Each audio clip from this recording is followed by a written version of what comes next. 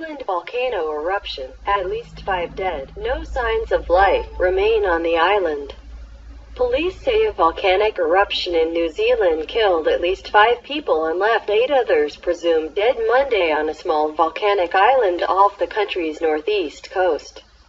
Police said that White Island, also called Whakaari, was still too dangerous for search and rescue crews, but that multiple reconnaissance aircraft flew over the island since the eruption Monday afternoon and no signs of life have been seen at any point. I fear there is worse news to come over the course of perhaps today or over the next few days, Australian Prime Minister Scott Morrison said.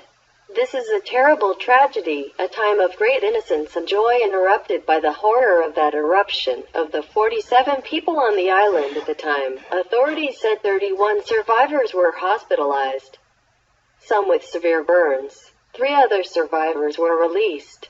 Anyone who could have been taken from the island alive was rescued at the time of the evacuation, police said in a news release.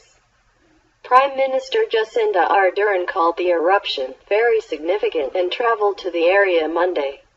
All our thoughts are with those affected, she said. Here's what we know now. What happened on White Island? The eruption occurred just after 2 p.m. local time, according to GeoNet, which tracks volcanic activity in New Zealand. The eruption was short-lived and sent an ash plume soaring about 12,000 feet above the volcano's vent, GeoNet volcanologist Jeff Kilger said. What is a cone volcano? The science behind the deadly New Zealand eruption. New Zealanders and tourists were among the dead, missing or injured, Police Deputy Commissioner John Timms said. Police said they were working to confirm the death toll but do not believe there are any survivors on the island. Videos and photos shared on social media show massive plumes of smoke coming off the island. A Royal Caribbean International cruise ship, Ovation of the Seas, was on the island at the time, the company confirmed. The ship was to sail to Wellington on Monday but instead would remain in the Tauranga port overnight, the company said. Kilger wrote that volcanic activity on the island has since diminished.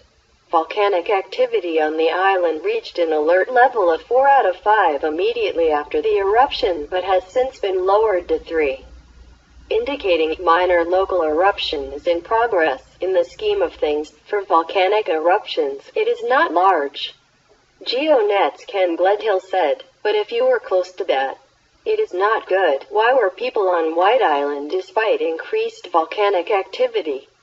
GeoNet had raised its alert level on the island from 1 to 2 on November 18 as sulfur dioxide gas increased. According to GeoNet, a level 2 warning means there are unrest hazards on the volcano and could include eruptions of steam, gas, mud and rocks. These eruptions can occur with little or no warning. GeoNet had been providing updates on the volcanic unrest on the island in the days leading up to the eruption. Volcanic gassy emission and seismic activity continue to remain elevated, GeoNet's Brad Scott wrote last Tuesday. Observations and data to date suggest that the volcano may be entering a period where eruptive activity is more likely than normal, Scott said. Alert levels can often rise then fall without an eruption. Loic van der Klusen, a volcanologist at Drexel University, said he was surprised that tourists were on the island given the volcanic activity.